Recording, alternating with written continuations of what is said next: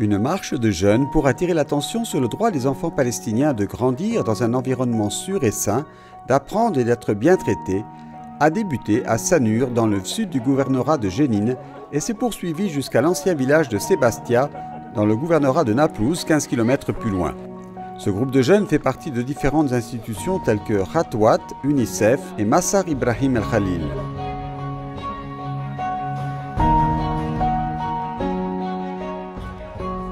Le but de la marche sur Massar Ibrahim El Khalil, le sentier d'Abraham, qui traverse la Cisjordanie du sud au nord, est de renforcer la sensibilisation et la compréhension des droits de l'enfant.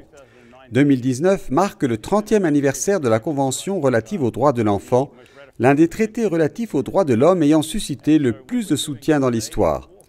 Le but de notre marche est de sensibiliser l'opinion publique aux droits des enfants en Palestine et dans le monde, afin d'aider chaque enfant à jouir des droits qu'il mérite.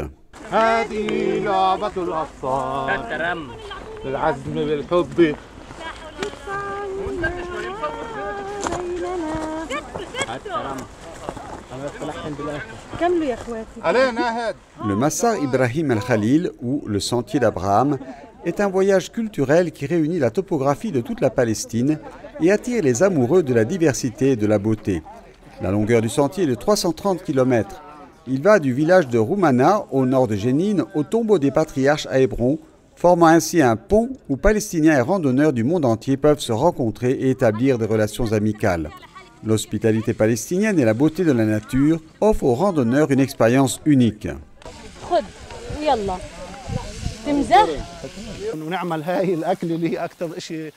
Tous les agriculteurs de Palestine préparent et cuisinent ce type de nourriture pendant la saison de la récolte des olives, qui a lieu à cette période de l'année.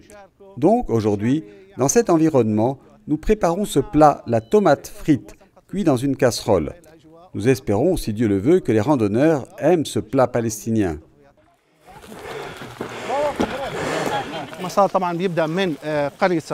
Le parcours du sentier d'Abraham part du village de Sanur, l'un des plus importants villages du sud du gouvernorat de Jénine. De là, il continue sur le mont Uriesh jusqu'au sommet et sur les collines. Puis il descend au village de Jabba et de là à la montagne de Bized, où il est sur le point d'entrer dans Naplouse. C'est ce qui caractérise ce chemin. Il coupe les deux gouvernorats et descend jusqu'à Wadi Ash-Sham et le village de Sébastia.